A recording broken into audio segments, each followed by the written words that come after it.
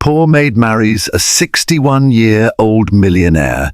Days later, a hidden room reveals his true past.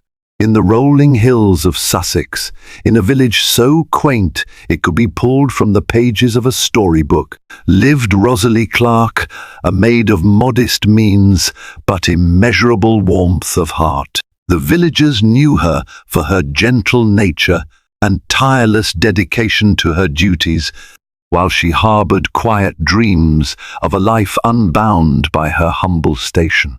Each dawn found her waking early in the old cottage she shared with her ailing mother and younger brother, William.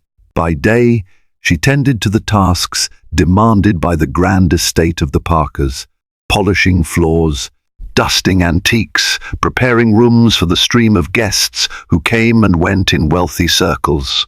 By night, she would collapse into bed, her arms heavy from labor, but her mind still wandering to realms of possibility. She never imagined the arrival of one unassuming visitor to the Parker mansion would spark a chain of events that changed everything she believed about herself, her family, and the very man she would come to wed. Lord and Lady Parker were known for their lavish gatherings, and on a crisp autumn day, they awaited the arrival of one Mr. Frederick Gresham, a wealthy older gentleman, rumoured to own properties throughout England, though he rarely made public appearances. 61 years old, reclusive, and rumoured to be childless, Mr. Gresham commanded the curiosity of local gentry whenever his name arose. Gossip circulated that he'd lost his wife long ago, that he withdrew from society to nurse old grief, and that wealth clung to him like a shadow. In her neat maid's uniform, Rosalie hurried to dust the front parlour, anticipating the swirl of footsteps. Once the esteemed guest arrived, she paused a moment, glancing at her reflection in the old mirror. Only 22, her life felt prescripted: serve the Parker family, earn meagre wages to keep a roof over her family's heads. Her father had died years earlier in a riding accident, leaving behind medical debts for her mother's frequent ailments. That sense of responsibility weighed on Rosalie daily. When Mr. Frederick Gresham arrived, he did so without fanfare, no retinue of servants, no lavish carriage. He was tall, with white hair combed neatly back, carrying himself in a subdued manner that contradicted the typical arrogance Rosalie associated with aristocratic visitors. She watched from the hallway as he greeted Lord Parker with a handshake, exchanging polite words. There was a solemn gravity to the older man's bearing, yet also a courtesy that put the staff surprisingly at ease. Later that afternoon, Rosalie was dusting a windowsill when she caught sight of Mr. Gresham wandering the garden. He stopped by a rosebush, gazing intently at its petals as if absorbing simple beauty. On impulse, she ventured outside to replace some table linens on the patio. Drawing near him, she noticed the sadness in his eyes. He turned and inclined his head politely. "Might you be Miss Clark?" he asked, catching her off guard. "Lord Parker mentioned you oversee much of the household upkeep." Rosalie offered a curtsy. Yes, sir. I handle various tasks here." He let a faint smile cross his features. "I admire the rose bushes. They seem well cared for." Her cheeks warmed. "I do tend them sometimes, though not alone. The gardener helps with trimming." He nodded, a thoughtful look in his eyes. "You speak with pride. You must enjoy your work." She paused, uncertain how to answer. "It gives me purpose," she said at last, thinking of her family relying on her earnings. He tilted his head. "And do you have dreams beyond these tasks?" The question startled her. No visitor, least of all a wealthy older man, had ever asked about her ambitions. My dreams are simple," she replied. "I only wish for my family to be well. That's enough." His gaze flickered with empathy, as though he saw something familiar in her dedication. Then, with a gentle nod, he excused himself, leaving Rosalie with a curious impression of the man who seldom ventured out, yet seemed quietly perceptive. At dinner that evening, the Parker staff exchanged gossip about Mr. Gresham's presence. Some believed he was here to finalize a business deal. Others insisted it was for convalescence, as he'd endured heartbreak or ill health. Rosalie said little, her mind replaying his kind words in the garden. She found him neither haughty nor arrogant, but gracious qualities seldom found in their affluent guests. Over subsequent days, Mr. Gresham lingered at the mansion. Lord Parker introduced him to local dignitaries, arranged modest soirees, and invited him on hunts in the estate's expansive grounds. Yet Gresham seemed more intrigued by quiet corners or solitary strolls, often crossing paths with Rosalie by chance. She'd find him reading in the library or overlooking the orchard, and they'd exchange brief, friendly conversations. Their interactions, though polite, felt charged with a strange familiarity. He asked about her brother's schooling, her mother's ailments, and how she managed the workload. No one had asked such personal questions before, and she found herself strangely comforted by his interest. The staff, noticing these interactions, teased Rosalie, whispering that perhaps Mr. Gresham was lonely. She dismissed their jokes, reminding herself that he was thrice her age and a guest of her employer's. Yet she couldn't deny an undercurrent of curiosity about his intentions. When at last his stay concluded, Mr. Gresham approached Rosalie as she cleared dishes in the back corridor. "I'll be departing tomorrow," he said softly. "Your gracious assistance has made my time here pleasant." "Thank you," she curtsied. "I'm glad, sir. Safe travels." His gaze lingered. "I suspect we shall meet again." Then, slipping a small envelope into her hands, he left, disappearing into the hush of night. Inside the envelope was a letter simply stating, "Your kindness touched me deeply. Should you ever need help, or if circumstances change, please send word to my London address, F.G." Rosalie clutched the note, her heart pounding. Why would he extend such an offer to a mere maid? Bewildered, she stored it away, uncertain of its meaning. Months passed. Spring blossomed across Sussex, and Rosalie's routine continued as before, caring for her mother, supporting William's schooling, and tending to the endless tasks at the Parker estate. She thought of Mr. Gresham occasionally, but life left little room for daydreams. Her mother's health waned, requiring expensive treatments the family couldn't afford. Late at night, after finishing her chores, Rosalie would sit by her mother's bed, wiping sweat from the older woman's brow and praying for a miracle. Then, one afternoon, a letter arrived bearing a neat cursive script. The messenger said it was from a certain Mr. Frederick Gresham. Her heart skipped as she carefully broke the seal. In the letter, Gresham wrote that he hadn't forgotten her kindness. He asked about her family's well-being and hinted at a matter he wished to discuss in person, urging her to consider a private meeting. Confusion and anticipation warred within her. Why the renewed contact? She decided to meet him at a nearby inn under pretense of errands. There, seated in a quiet corner, Mr. Gresham greeted her with the same gentle courtesy, though now a flicker of resolve shimmered in his gaze. "How can I help you, sir?" she asked, bracing herself. Instead, he delivered a proposition that left her speechless. "I want you to be my wife, Rosalie." Her mind reeled. This was the man rumoured to be well over 60, near triple her age. They'd had fleeting conversations, and now he proposed marriage? She managed a shaky breath, stammering, "Marriage?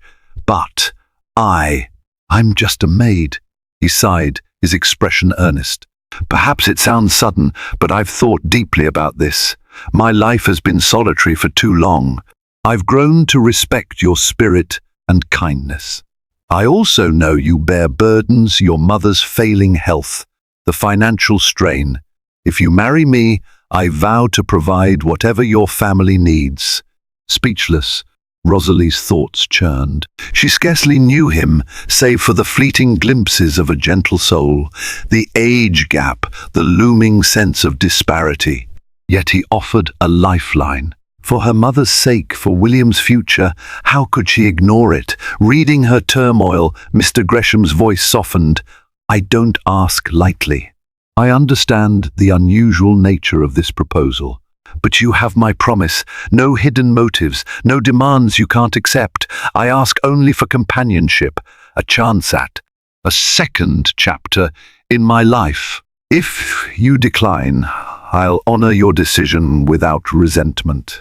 Tears pricked at Rosalie's eyes, the conflict between pride and desperation waging war in her chest. Could she truly marry for security? Yet something about Mr. Gresham's sincerity touched her. He wasn't forcing her, but giving her a choice. Nodding slowly, she whispered, "Let me think, sir." He reached across the table, gently covering her hand with his. "Take all the time you need." In the days that followed, Rosalie wrestled with the question. She confided in her mother, who, frail in bed, took her hand and whispered, "My dear child, I won't be here forever. If this man truly offers kindness and security, perhaps you shouldn't dismiss it." William, her younger brother, was equally concerned. "I just want you to be happy," he said earnestly. "But if this helps you and mother, maybe it's a blessing in disguise." Rosalie's heart ached. She'd never planned to wed someone so much older, let alone from an elevated social sphere. But each day her mother's cough worsened. Each day the doctors demanded fees she couldn't pay. In her quiet moments, she found herself recalling Mr. Gresham's gentle manner, the sincerity in his eyes. Was it possible to find companionship despite the gulf between them? At last, with her family's encouragement and her own quiet conviction, she sent Mr. Gresham her answer. Yes. If his intentions were genuine, she would become his wife, trusting that he would honor his vow to protect and support her family. The wedding arrangements unfolded swiftly, to the shock of the entire village. Gossip raged, the maid marrying the 61-year-old millionaire. Some said it was a cynical transaction, others romanticized it as a Cinderella story. Lord and Lady Parker showed polite surprise, uncertain whether to disapprove or offer congratulations. Rosalie tried to focus on caring for her mother and preparing for the shift in her life. Through it all, Mr. Gresham Frederick, as he asked her to call him, remained a steady, respectful presence. He assured her mother's medical needs were being addressed, arranged for William's schooling, and made every effort to put Rosalie at ease about the future. And so, in a modest ceremony at the Parker Estates chapel, Rosalie Clark became Mrs. Frederick Gresham. She stood in a simple gown, her cheeks flushed, while he looked on with quiet affection. At the vows, he promised her love and protection. She, in turn, pledged companionship, uncertain if true affection could blossom, but determined to honor the union. Little did she know that under his gentle exterior lay secrets that would soon shatter her new life. Rosalie's new home was a vast manor perched on a gentle slope overlooking the river. Though overshadowed by centuries-old oaks, the interior was airy, filled with classical paintings and plush furniture. Despite its grandeur, it lacked the bustling staff one might expect. Only a few loyal servants managed the upkeep, each fiercely loyal to Mr. Gresham. He wanted Rosalie to have free rein to decorate and shape the house as she pleased. The days took on a calm rhythm. Each morning she joined him for breakfast. They'd discuss small domestic matters, her mother's improving health, William's progress at a nearby academy. Frederick insisted on paying for William's tuition, stating that an education was the greatest gift. Rosalie was grateful for his generosity, yet she noticed the unspoken tension in Frederick's eyes sometimes.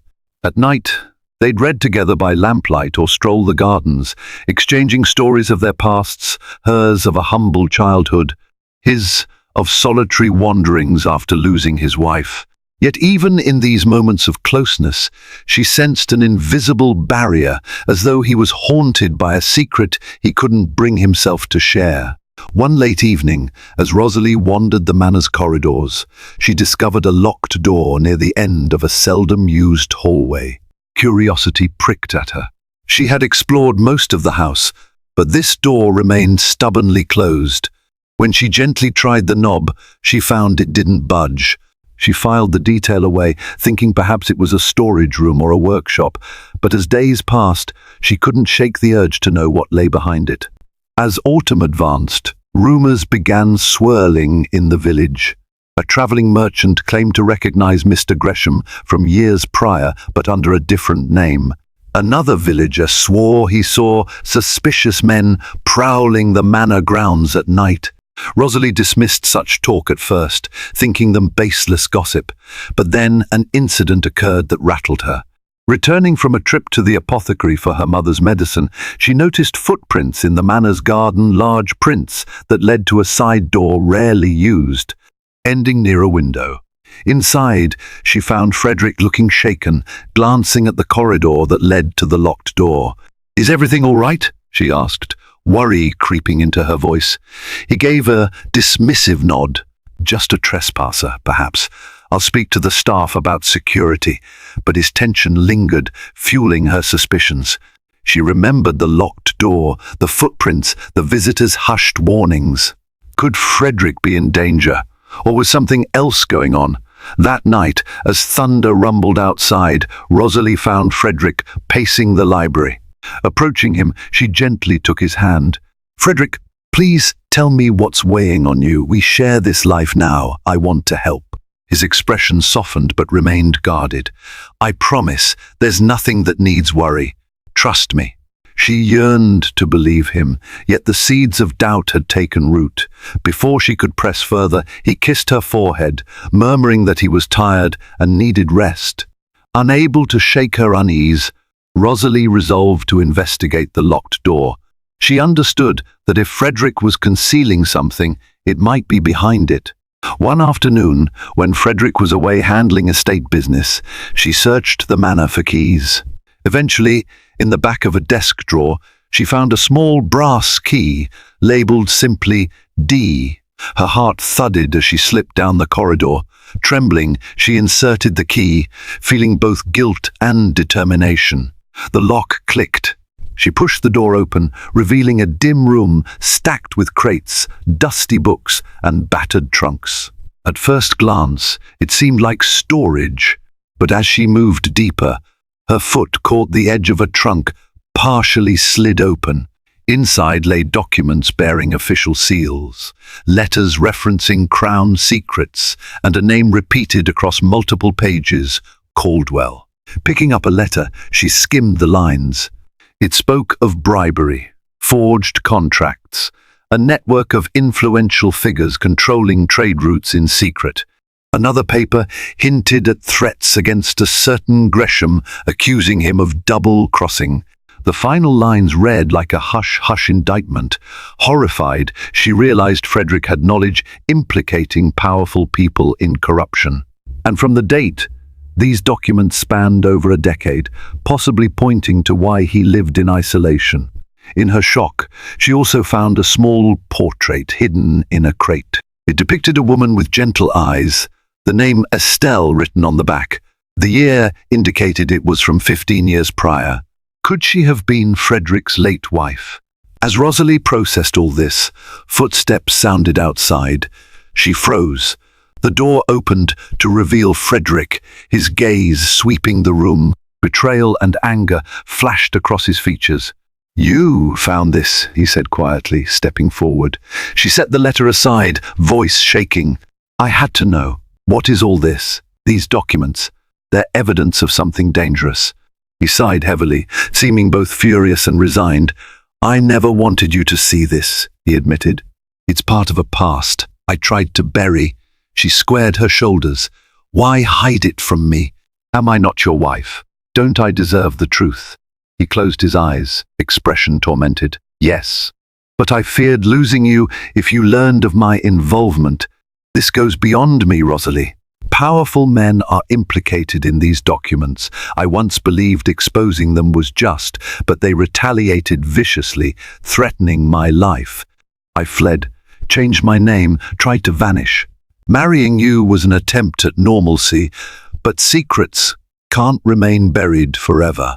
Her heart pounded with realization. This was no trivial matter. These men, are they the reason you're always on edge? Are they trying to kill you? He nodded bleakly. Or worse, harm those close to me. When you discovered me, I'd hoped I could keep you distant from all this. But now you see why caution is vital. Rosalie's mind whirled. Fear and anger warred with compassion. You took me as your wife, but locked me out of your truth. Don't you see how that endangers me more? Frederick stared at the floor, remorse clouding his eyes. I was a coward, I know, but I didn't want you drawn into this nightmare. I wanted to shield you. Tears threatened to spill from her eyes as she retorted, I married you believing you simply sought companionship, but you're entangled in a conspiracy that could ruin lives. One, I want to help, yet I'm terrified. He gently clasped her hand. I'm sorry, Rosalie. Please, give me a chance to explain everything fully. In the hush of that hidden room, amidst the dust-laden crates and incriminating papers, Rosalie nodded slowly. All right, she whispered. No more lies. Seated in a corner of the hidden chamber, Frederick recounted his past. Once a prominent businessman in London, he discovered corruption at the highest levels, ministers funneling funds, forging alliances for personal gain. He collected proof intending to expose them, but they struck first, orchestrating his downfall. His wife Estelle, pregnant at the time, died under suspicious circumstances. With no one to turn to, he vanished, forging a new identity as Frederick Gresham. Over time, he drifted, building quiet wealth in real estate while staying off the radar. Rosalie listened, hands trembling.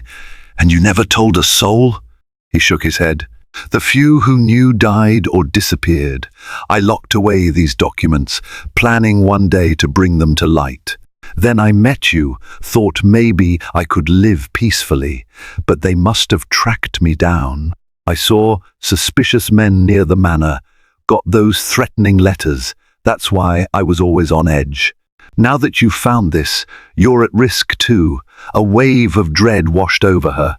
What do we do? She asked, voice strained. Frederick exhaled. We must act before they strike.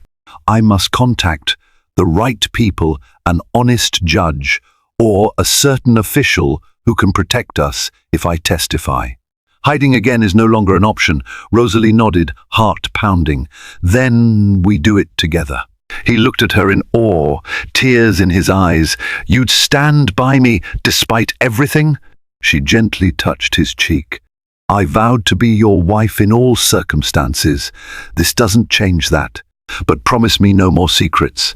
He enveloped her in an embrace, relief flooding him. I promise. Yet as they stepped out of that hidden chamber, Rosalie sensed the magnitude of the battle ahead. Powerful enemies wouldn't hesitate to ensure their silence.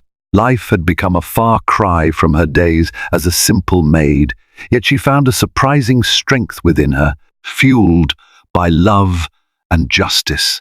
Frederick called on an old ally, Sir Leonard Fletcher, a retired judge known for his integrity. They arranged a secret meeting in the quiet hamlet of Winthorne. Frederick believed only a figure like Fletcher could ensure the evidence was presented safely. Eliza, determined to see the plan through, insisted on accompanying him. Lord Parker, upon hearing rumours of Frederick's predicament, offered quiet support, saying he'd suspected something weighed on Gresham's mind, but never pride. If I can help, I will, Lord Parker told Rosalie discreetly, her mother recovering thanks to the improved medical care. Frederick funded, urged Rosalie to be careful. William, too, worried for their safety, but recognized their resolve. The entire family realized this was bigger than their small circle. Exposing the documents meant toppling corruption at the highest levels. The morning they set out, Rosalie felt tension crackling in the manor's corridors. The staff retreated to safe corners, fully aware something critical was unfolding. With the evidence securely hidden in a trunk, Frederick and Rosalie departed. A single loyal servant, Morgan, drove the carriage, eyes peeled for threats. Halfway to Winthorne, horse hooves thundered behind them. Glancing back, Morgan cursed under his breath. Armed men approached, faces hidden under scarves. Frederick spurred the horses faster, racing down winding lanes. The carriage careened dangerously, wheels rattling over uneven ground. The pursuers closed in, shots rang out. One bullet tore through the carriage side, making Rosalie gasp, but it missed them. Morgan yanked the reins, veering sharply around a bend. They lost the pursuers briefly, enough to slip into a forest path. Panting, they came to a halt among thick trees. Rosalie pressed a hand to her racing heart, Frederick's breath ragged as well. "They won't stop," he muttered. "They're desperate to destroy the evidence." Yet the fear only steeled their resolve. As dusk fell, they resumed the journey under the cover of darkness, eventually reaching the outskirts of Winthorne. Sir Leonard Fletcher received them at an old chapel he'd chosen for secrecy. Tall and imposing, the retired judge listened grimly as Frederick recounted everything. Then they produced the documents. Fletcher's hands trembled at the scale of corruption, detailed bribes, blackmail, even orchestrated murders. "With these," Fletcher said, "we can bring powerful figures to justice, provided we survive their retaliation." He urged them to remain hidden while he prepared an urgent legal strategy. They agreed to meet Fletcher again in 2 days at a safe house outside London. That night, tension weighed heavy in a rented cottage. Rosalie lay next to Frederick, the both of them too wired to sleep. "If something happens to us, will all this be for nothing?" she asked quietly. Frederick took her hand, pressing it to his heart. "Fletcher knows. Even if we fall, he'll carry it forward. But I refuse to think that way. We'll see this through for the sake of the truth." Rosalie felt tears burning her eyes.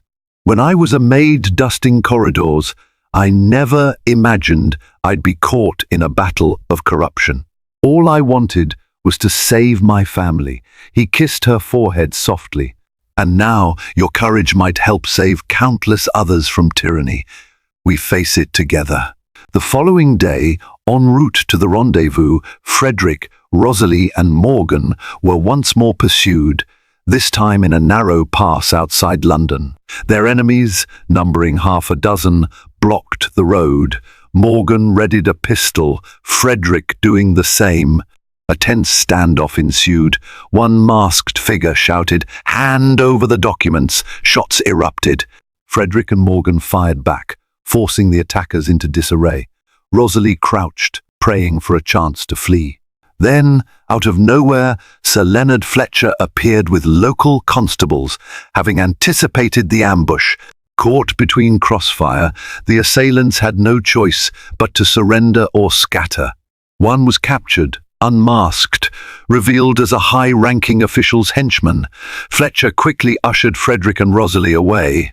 "You must present the evidence to the magistrate immediately," he urged. "We have a narrow window while these men are on the run." In a hastily arranged hearing, Frederick, supported by Fletcher, laid out the documents before a senior magistrate. The proof was irrefutable ledgers, letters, testimonies describing bribes and conspiracies. As each piece was read aloud, shocked gasps rippled through the room. Officials once deemed untouchable were named. Arrest warrants were swiftly issued. The news spread like wildfire. For Rosalie, the swirl of events felt surreal. Just months ago, she'd been polishing floors, worrying about her mother's illness. Now, she'd become integral to a scandal rocking the nation's elite.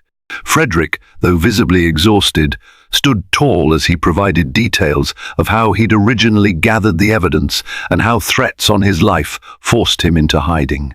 In the end, the tribunal declared a full investigation.